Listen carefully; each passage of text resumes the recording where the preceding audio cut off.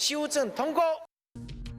2008年7月17日，立法院三读通过修正劳工保险条例，对2009年开始满60岁，保险年资合计满15档，离职退保话会当选择按月领，或者是一次领劳保年金。另外，劳保费率会由2008年6.5%逐档调悬，费用分别由雇主负担7成，劳工2成，政府负责1成。